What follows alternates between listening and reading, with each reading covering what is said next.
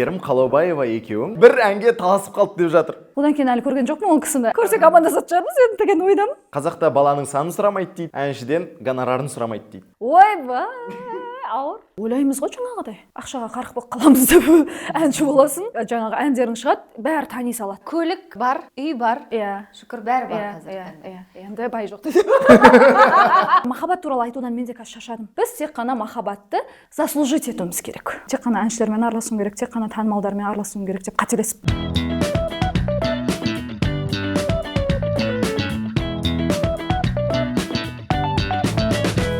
Сәлем достар, бұл кездесу студияда Наргиз Ибрагим, Жандәурен Мәди. Баршаңызға сәлем. Кездесудің бүгінгі қонағы әнші Дана Кентай. Дана, қош келдің. Қош көрдік. Сен көргенімізге қуаныштымыз. Рахмет. Жалпы сұрақтымадан бастайықшы. Саған ән айту қиын ба, әлде сұхбат берген қиын ба? Ән айтқаннан мен ләззат аламын. Сұхбат бергеннен рахат аламын.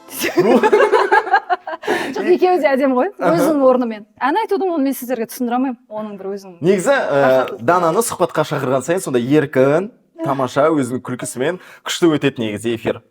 Солай. Енді Дана, қазіргі уақытта хайп жаңалықтан бастайықшы. Ойбай, қандай. Әйгерім Қалаубаева екеуің бір әнге таласып қалды деп жатыр. Иә. Қалжың ғой енді. Бірақ дегенмен бір өкпе реніш бар ма? Бұл жерде не үшін өкпе реніш болады? Бұл өзбектің әні. Бұл тренд болып жатты барлық жерде. Сосын менің Сәндібек Ботабаев деген сөз жазатын ақыным бар. Көп жұмыс істейміз бірге. Сүйіктіме деген сияқты жақсы әндерімнің авторы. Сол бірден сөзін жазып жіберді, осы ән. Дана әпке мынаны айтыңызшы, сіз айтсаңыз хит болады, қазақшасы хит болады деп. Сосын мен айтамын, бұл деген өзбектің әні емес, бұл хит болып жатыр, ұят емес па деп. Жоқ, мына жердегі текстін бәрін өзгерттім. Тек қана қайырмасын алып қалдым. Сіз аранжировкасын мүлдем басқаша қазақи.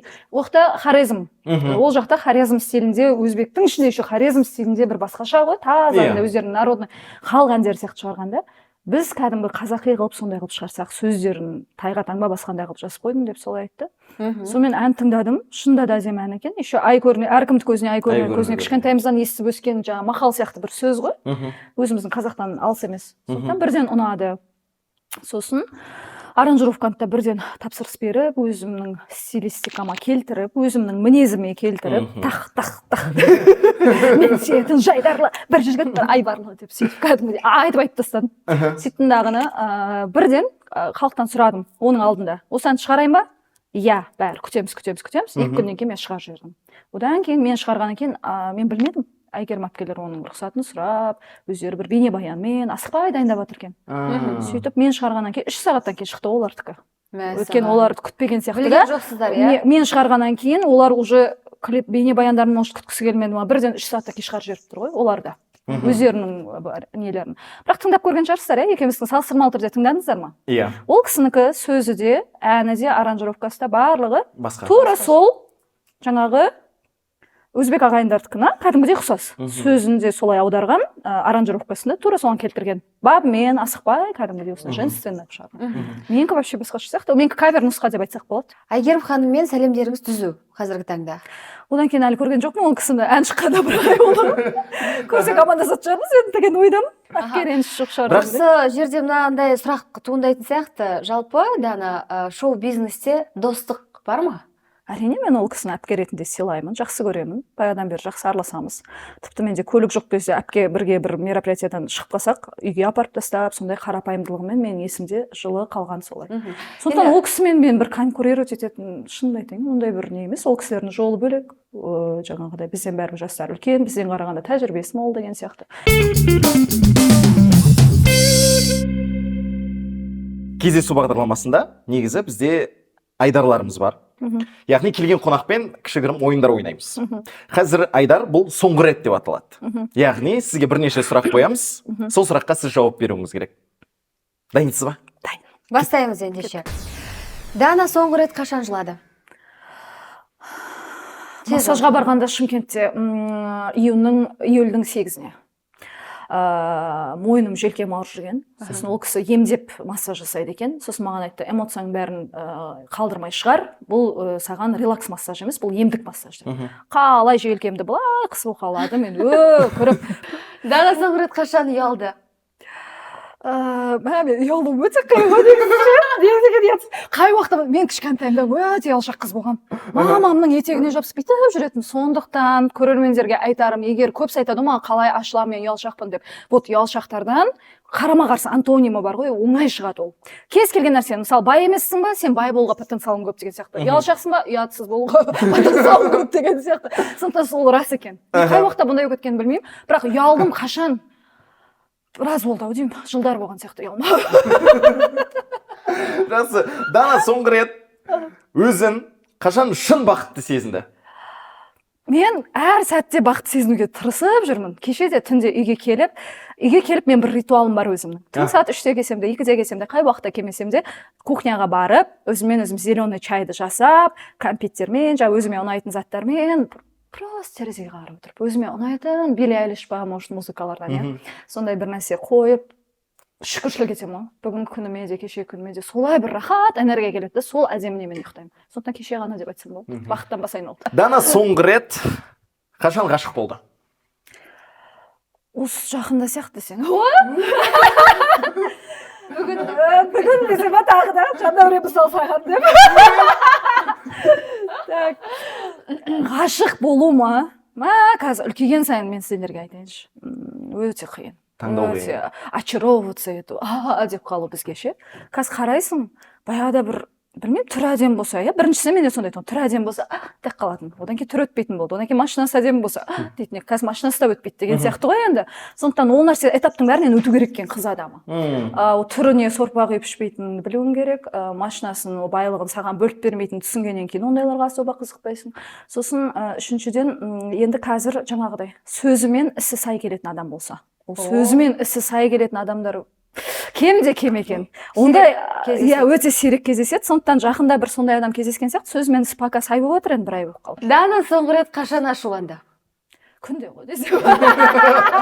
Болмайтын нәрсеге жаңа ғана пробкамен келдім. Деп келе жатырмын ғой. Мынау бүйтіп бұрылмайды. Өтсей деп өсіп келдім. Күнде ғой ол пробкада. Алматының пробкасында ашуланбау мүмкін емес. Дана Кентай келеді дегеннен кейін енді біз Инстаграмын ақтарамыз, сұхбаттарын қараймыз деген сияқты. Жетістікке жету 9 рет құлап, 10 рет тұру деп 2014 жылы жазған екенсің. Не көрінді?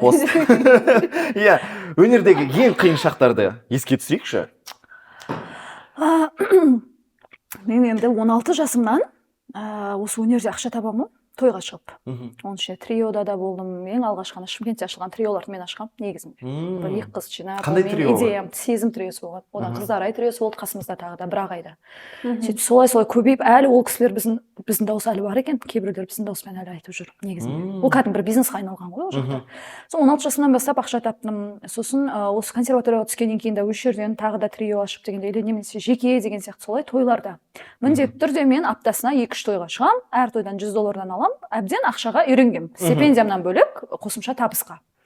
Сосын продюсерға 2015-те келдім. 2015-дің аяғы 2016-ның басында контрактыға қол қойылды. Сосын енді ойлаймыз ғой жаңағыдай. Ақшаға қарық болып қаламыз деп әнші боласың. Жаңағы әндерің шығады, бәрі тани салады. Сол кезде маған өте қиын болды психологиялық тұрғыда. Өйткені келесің, киімдеріңнің бәрін алып береді, жаңағы үйіңді бәрін реттеп береді, қасыңда көмекшілерің бар, жүргізушің бар, көлік жүргізушісі, әндерің жазылып жатыр, бәрі бар. Бірақ ақша жоқ, табыс жоқ. Өйткені сен әлі танымал әнші емессің, бір-екі ағаның бар, тек қана концерттерде, танымал әншілердің концертіне қонақ болып барасың, ол тегін. Осындай съемкаларға келесің, ол тегін. Тамақ істейтін бағдарламаларға барасың, тегін. Барлығы осындай. Рахмет тойларға барасың, таныстардың танылу мақсатында осындай әнші бар деген сияқты. Ол тегін тойларда мен 3-4 жыл жүрдім. 3-4 жыл бастапқыда жүрдім. Және күнделікті, күнделікті. Демалмайсың. Қай жерде шақырады, сол жерге баруың керек қой. Түріңді таныту керек. Әндерін, ұмыттың мені қалай мен алғашқы әнім, барлығы білді, көбісі тыңдап жүрді, бірақ түрімді білмейді. Кім айтатын? Дана деген адамның атын естімеген. Анаған ұқсатады даусын, мынаған ұқсатады, әрқайсысы жаңағыдай. Әлі де мен кейде айтып жатсам, сіз осы әнді айтасыз ба? Мен сол кезде қатты тыңдап едім, осы әнді дейтіндер бар. Түрді білмейді. бар. Продюсер кім? Ол кезде Ақылбек Досжанов қой басынан бастап. Сөйтіп жаңағы енді азық түлігіңе ғана беріп тұрады деген сияқты, енді мен киім алам, ананы алам демейсің ғой, мысалы күнделікті неге. Ол тек қана сахналық операция саған. Бірақ одан бөлек сен кәдімгі күнделікті мен косметикам анауым деген әңгіме, енді бір жағынан ұяласың деген сияқты, ыңғайсыз. Сөйтіп жүрдім, сосын ата-анам да арасында ақша жіберіп тұрғаным әбден үйренген. Енді мына жерде ақша жоқ, не жоқ, сонымен мамаларға айттым мен, шыдай аласыздар ма деп. Мен негізі ар жақтан тауып жүргенім жағдай қосымша халтура дейді ғой, тойдан тауып жүргенім жақсы еді, $100. Бірақ мына жерде абыройдың мәселесі болып тұр. Егер мен қазір шамалы шыдап абыройыма жұмыс жасасам, атыма жұмыс жасасам, ертең атым маған жұмыс жасайды деген сияқты түсіндіріп айттым. Сосын мамалар айтты, еш уайымдама. Енді олар пенсияға енді шығып жатқан сол кезде. Біз пенсиядағы адамдар ауыл арасы, ешқандай да аштан өліп қалмаймыз. Сен ең бастысы өзің көңіліңе жағатын, солай болып жатса, көріп тұрсаң болашағыңды осы нәрседен көр деп солай айтты. Сонымен болды. Сол кездері шамалы бір 3-4 жыл бүйтіп қиналып жүрген кезім болды. Бір түрлі ғой енді. Розе бәр жерде жүрсің, бірақ жаңағыдай да. Табыс. Өзіңнің үйің жоқ, өзіңнің көлігің жоқ, басқа жоқ деген сияқты. Солай болды. Содан бері уже 10 жыл болып қалады екен ғой, 2026-та. Өзгерді ме? Иә, көлік бар, үй бар. Иә. Шүкір бәрі бар қазір. Иә. Енді бай жоқ.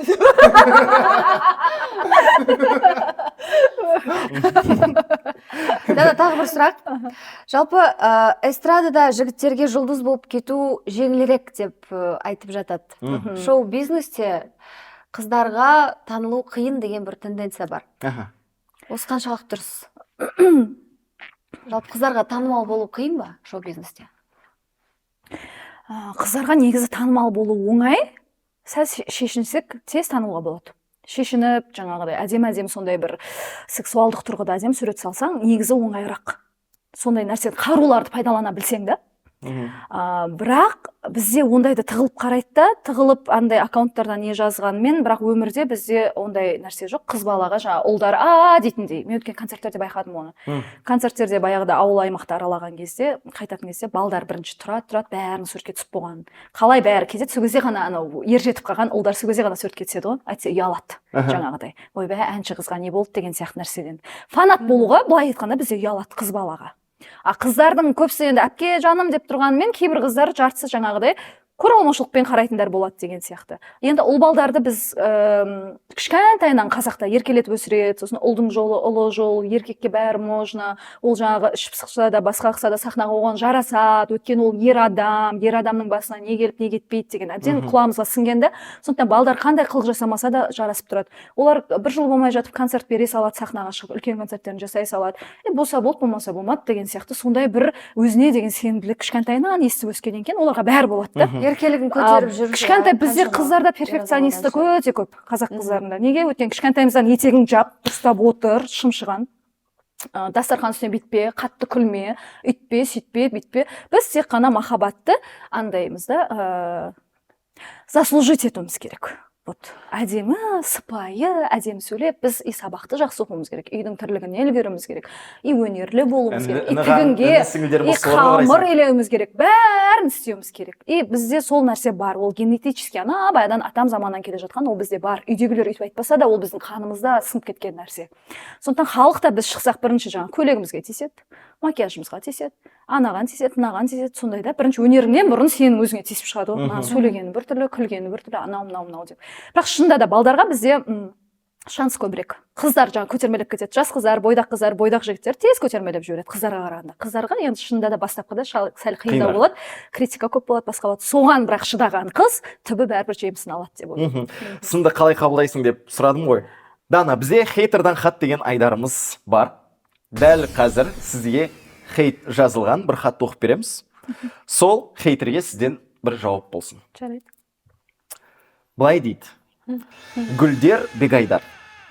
Дені дұрыс, өлеңге сай сөздерді қолданып, өлең жас шайналайын. Тәуір әнші деп жүредік, соңғы кезде далбасалап бара жатыр өлеңдерін. Біз тыңдарманбыз, осылай сын айтамыз дейді. Қай әнге жазған? Білмейсің бе? Әркімдікі өзіне қойды. Аты кім? Қыздың? Гүлдер Бегайдар. Гүлдер Бегайдар. Рахмет пікіріңізге. Әр пікір маңызды, осыған уақыт бөліп жазып отыр ғой. Сондықтан адам деп, әнші деп соған мән беріп, сөздерін тыңдап, сосын осындай ой тигеніңізге рахмет. Бұйырса жақсырақ, бұдан да күшті жазуға тырысамыз сіз үшін. күтіңіз. Жақсы күтіңіз, иә.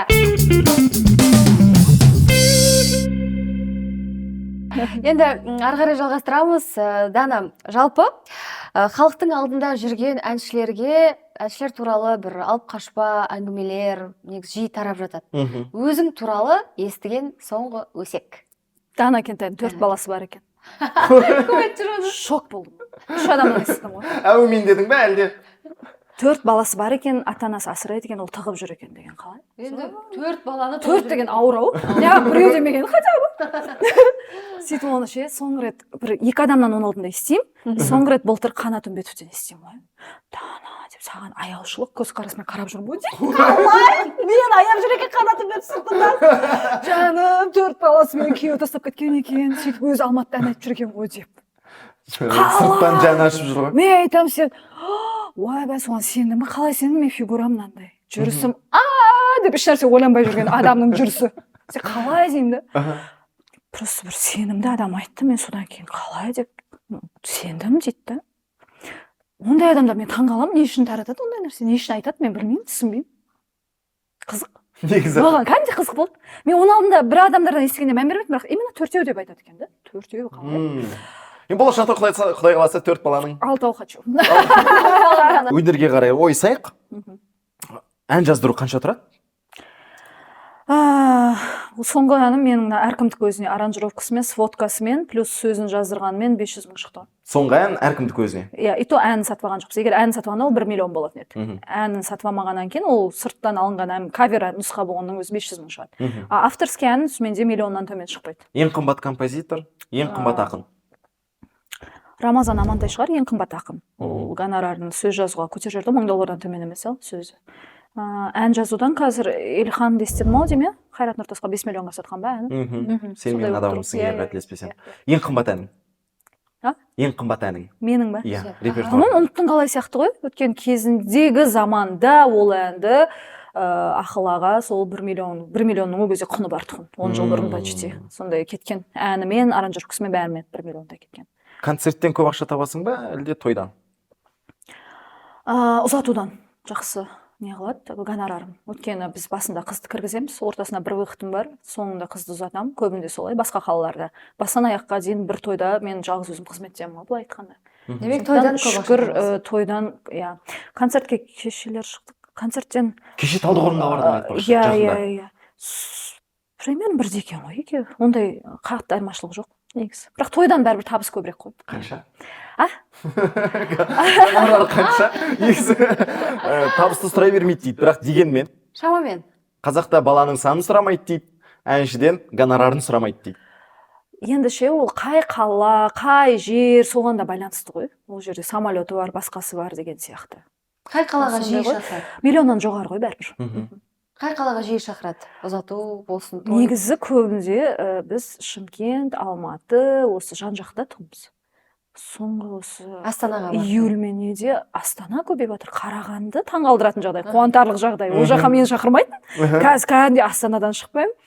Неден Қарағандыға, орталық Қазақстанға барып жүрмін, Қостанайға бардым алдында. В общем, естімеген сондай бір нелермен барып жүрмін.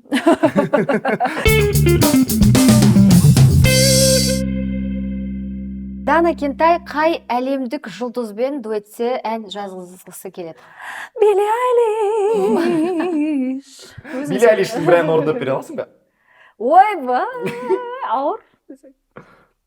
Соңғы тыңдап жүргенім Wild Flower ма? But I see her in the back of my mind all the time. Like a fever, like I'm burning alive, like a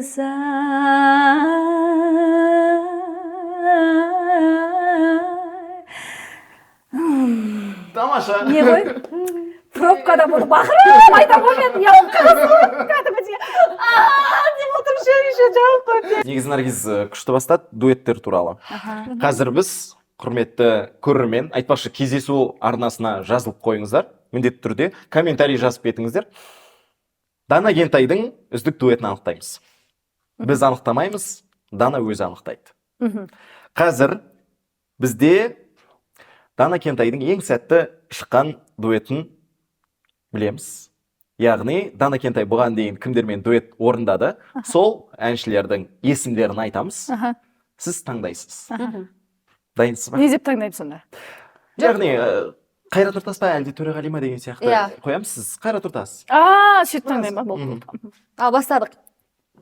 Бақай тобы ма әлде Жолдасбек Әбдіханов па? Жолдасбек. Жолдасбек Әбдіханов па әлде Әділет Жауғашар ма? Әділет. Әділет Жауғашар ма әлде Нұрсұлтан Нұрбердиев пе? Нұрсұлтан.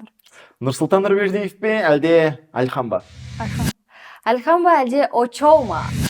Әлхан. Әлхан ба әлде Мехавая 8-1 ме? Әлхан. Әлхан ба әлде Ғаділбек Жанай ма? Әлхан. Әлхан ба әлде Әділ Ахмет пе? Әлхан. Әлхан. Яғни Дана Кентайдың үздік дуэті бұл Әлханмен орындаған ән. Себебін айтайын ба? Жақында ғана әніміз шықты ғой, жаңадан. Сондықтан қазір тек қана сол Әлханға мән беру керек болып тұр ма? Басқаларды шаруам жоқ. Қапшағайда түсірдіңіздер бейнебаянды. Иә, бейнебаянды емес, мультфидео ғой. Біріншісі де Қапшағайда түсірілді емес пе? Ақтауда. Ақтауда кездестік, енді мен Алматыдағы суға апардым, оны десем қалай. Екінші ән жазып жатқан. Иә, 2 жыл араға салып, бірінші дуэтімізді особо бүйтіп мән бермедік, енді бір шығардық қоя саламыз, халық жылы қабылдады осы. Одан кейін 2 жылдан кейін осы әнді жіберді, маған бірден ұнады. Негізі Әлханмен дауысымыз жақсы келеді екен біздің. Ол да жуан, сондай спокойно дауысты, мен де андай шамалы женственный сонымен. Қазір енді сондықтан Әлханды таңдап тұрмын. Мен анам бәрін жақсы көремін, негізі айтып жатқан адамдарымды. Әділ Ахметовті ол ерекше ғой, орны егізде бізде бірге. Әрқайсымен өзіміздің бір тарихымыз бар, историямыз бар деген сияқты. Бірақ дәл қазіргі здесь и сейчас өмір сүру керек дейтін болсақ, здесь и сейчас қазір Әлханмен дуэтім жаңадан шықты, сондықтан соған көңіл бөлу керек болды. Жаңа TikTok деп қалдың ғой, бізде кездесуде TikTok тренд деген бар. Яғни яғни TikTokта тренд болып жатқан бір ойынды, трендті сенмен ойнап көрсек. Норм әлде стрём? Дайынсың ба? Бастаймыз ба? Кеттік. Мен бастайын. Жігітпен мейрамханаға барғанда шотты бөліп төлеу. Норм, стрём. Біреу сыйлаған гүлді сатып жіберу. Стрём. Трендте болу үшін хайп жасау. Стрём. Өзіңнен жасы кіші жігітке тұрмысқа шығу. Норм. Сүйіктіңнің телефонын тексеру. Стрём. Басқа бір әншімен концертке бірдей көйлек киіп келу. Норм. Жігіт контент болды. Норм, жақсы. Жігітке сезіміңді бірінші болып білдіру. Стрём, мен үшін әлі тұрмысым тұз, үйрену керек жастардан. Ана бірінші звондамады, мен звондамаймын. Жүріп жатқан кезде де звондамаймын мен. Сөз жазады, жаныма бір хабарласып қойса деп, жоқ, мен звондамаймын, сен өзің звондай берші деп. Я бүйтем білмеймін. Әлі сондайсың. Старая школа ма, ят емес пе? Анау кәдімгі білмеймін, бір түрлі әлі сондаймын, сол әдетін қоя алмадым. Кеше де бір подругам айтады да, сәл-пәл өзің звондап, сәл көңілін таппайсың ба деп. Ойбай, ол мен көңілім тапсын, неге? Кім бұл жерде еркек деп? Одан жігіттер ренжімей ма? Ренжитіндер бар, иә. Ренжитіндер де айтып қалам ғой, көргім келмей қалады ондай жігіт. Неге мені іздемейсің деп, менің жүрегім ауырып жатыр деп. Сол, иә. Сондықтан білмеймін, жастардан көп нәрсе үйрену керек. Өйткені ер адамды да кәдімгі адам ретінде қабылдаңдар деген қазір үрдіс дүние жүзінде айтылады ғой. Біз оларды адам ретінде қабылдамаймыз, олар жоғары тұру керек, олар ер адам емес па, олар бүйту керек, олар сөйту керек, требовать етеміз. А олар обычный адам біз сияқты вниманияны қажет етеді. Біз сияқты жаңа подарка алғысы келеді бұлар да. Наргизге ұнап отырсың. Да? Олар да біз сияқты бәрі керек екен оларға да. Біз оларға ананы жүкті артып тастағанбыз да, ер адам бүйту керек, ол мен өмірімді гүлдендіріп жіберу керек, ол маған сюрприз істеу керек, ол маған өйту керек деп. Сондықтан негізі норм, онда норм болуға үйрету керек соны маған. Өзің бірінші хабарласу негізі норм. Өйткені онда көңіл күй болмай жүру керек. Жүру мүмкін, кредиті бар шығар деген сияқты. Бәрін ойлайтын болсын. Автордың рұқсатынсыз ән айту. Норм. Әйелі күйеуінен көп ақша тапса. Норм. Ата енемен тұру. Норм. Норм, стрём, тренд аяқталды. Мен қайта ата енемен сондай көп балалы сондай болса тұрып көргім келеді. Мен өмір бақи жалғыз өзім тұрдым ғой. 15 жасымнан әке-шешемнен бөлек тұрамын, общежитиеда тұрдым, одан кейін квартирада өзім тұрдым, солай жүрдім. Сондықтан маған қызық болар еді. Егер сондай бір үйі отқан керемет қазақи жанұя болса, атам, енем, күшті контент болатын еді. Күнде қайныларым, жаңағы нелерім, қайынсіңлілерім, дала сыпырып дегендей. Маған қызық сондай жерде тұрып көру ше.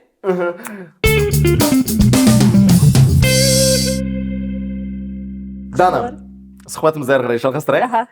2014 жылы былай деп жазған екенсің. Білем, 3 дипломың бар, иә? 3 ма, 4 ма? магистратурамен. Магистратурамен үшеу. Иә. 2 диплом менде бар. Түзу жолдан адастырмай, сол арманыма жеткізсе екен деп пост салыпсың. 2014 Жаман жылы. стресста жүрген екен ғой, Иә. Құдай. Содан бері 10 жылдан асты. Иә. Армандарың орындалды ма? Иә. Қазіргі арманың қандай? Сол тұрмысқа шығу. Арман емес енді ол, мақсат болып тұр ғой. Өткені уже пара. Иә. Өткені мен қаншама достарым. Иә деп осы тұрмысқа шығу туралы әңгіме үйде де айтылса мен бірақ сөз айтамын. Иә. Жоқ, өткені бұл маған бір үлкен арман емес, үлкен мақсат болып тұр. Өткені осы уақытқа дейін шынымды айтайын ойланбадым. Менде ниет те болған жоқ қой. Тұрмысқа шығамын деген ниет болмапты осы уақытқа дейін. Осы биыл ғана менде 2-3 ай болды. Шынында да халықтың айтқаны емес, ешкімнің қысымымен емес, өзім шынында да хочу. Өзімнің отбасымды, өзімнің жанұямды, ол да бір жұмыс қой. Кәдімгідей соны жасауға, создавать етуге, өзімнің пространствомды, өзімнің кішігірім үйімді деген сияқты. Сондай бір ұямды. Өткен мен түсіндім осы уақытқа дейін. Әпкем ба туған, праздниктарда әсіресе жаңа жылда сезіледі ғой маған.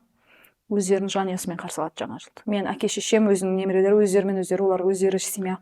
Мен кәдімгідей бөлек адам екенін түсініп қалған сол кезде. Өмір Алматыда немесе корпоративта өтеді. Сол кезде сондай кездер кәдімгідей білінеді. Адамға өзінің жанұясы керек кәдімгідей.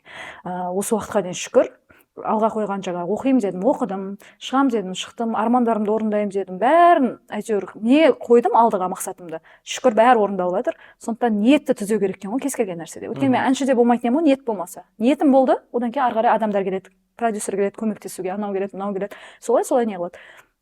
Демек мен осы уақытқа дейін тұрмысқа шықпасам, демек менде ниет болмағанның әсерінен ол. Енді ниет пайда болды, Құдай қаласа Құдай реттейді деп ойлаймын. Бұйырса сол ғана жетіспей тұрған сияқты маған. Өйткені ары қарай менің репертуарым махаббат туралы айтудан мен де қазір шаршадым. Айтқым да келмейді ондай. Мұңды махаббат, анау-мынау айтқым келмейді, өйткені мен уже ондай жастан андай өзім өткен сияқтымын да. Мен қазір бесік жырын айтқым келетін еді. Тұсаукесер әндерін айтқым келетін еді. Сондай бір кәдімгідей өзімнің өміріме байланысты әндерді айтқым келетін еді. Мен қазір табамын деген ән айтып жүрмін. Жалғыздықты жараспайды десегер пенделерге, маған да бір бақыт бар шығар. Ол мен жүрекпен айтамын да, кешеде халық оны концертте сезініп тұр, жүрекпен айтып тұрғанда. Өйткені ол менің өміріме байланысты. Сондықтан өміріме байланысты әндер болса күшті болар еді. Ертең күйеуіммен мысалы тұрмысқа шыққанда Love Story-ға күшті жүрегім тынышталды сенімен деген сияқты бір нәрсе жазып.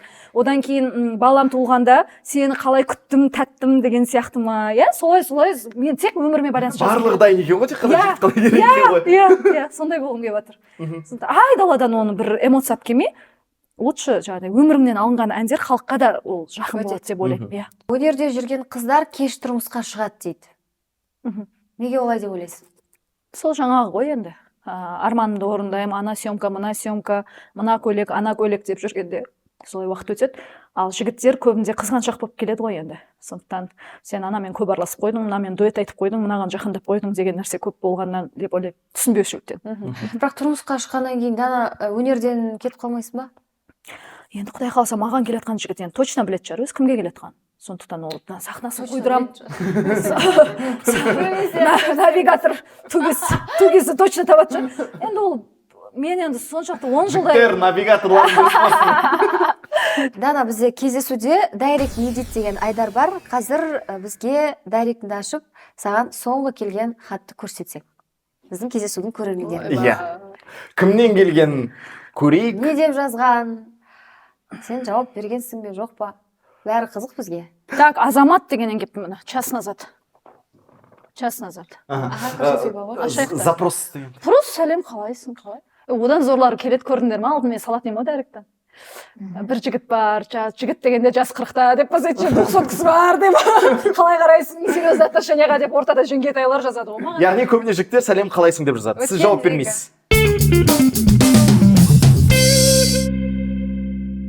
Данадан хит парад. Топ 3 әнші. Қай жақтағы? Қазақстандық, қазақ эстрадасындағы. Қазір вау деп жүргендер жастар ғой қазір. Күшті шығып жатқан. Кімдер? Кім? Садрадин жақсы шығып жатыр, Калифорния. Өзіңе ұнайтын, Дана. Менің плейлистімді көрейін ба, кім бар? Иә, Дана Кентайдың плейлистін көрейік. Так, қазақшадан Бағым Мұхиддинова Арнадың деген ән бар екен. О, жақында ғана шартқа шықты. Сосын Әлем бар екен, Дайынбыз ба? Сосын кім бар екен? думан деген ұнап жүр маған. Думан Марат. Баяғыдай сені көргім келеді, баяғыдай. Соны тыңдап жүрмін, әдемі екен солай. 10 жылдан кейінгі Дана Кентайды қалай елестетесің?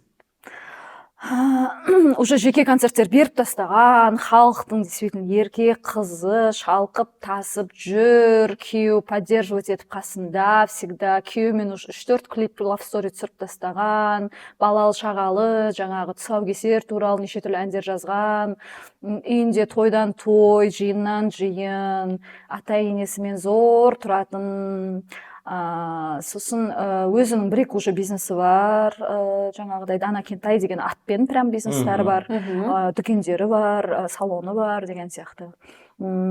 Сосын уже 10 жылда артынан еріп келе жатқан жастарға, жас өнерпаздарға көмектесіп, соларға жол ашып жүрген Дананы көремін. Дана Кентай дәл осы сұхбатты 10 жылдан кейін көріп отырсаң, астыға комментарий жазып кет, жеттім осының барлығына деп. Және 10 жыл бұрынғы Данадан және Жандәуреннен, Наргизден сәлем. Достарыңа болсын, жақындарыңа, ата-анаңа, немесе көршіңе, мүмкін подписчиктеріңе, оқырман деп жатамыз, иә? Не айтқың келеді?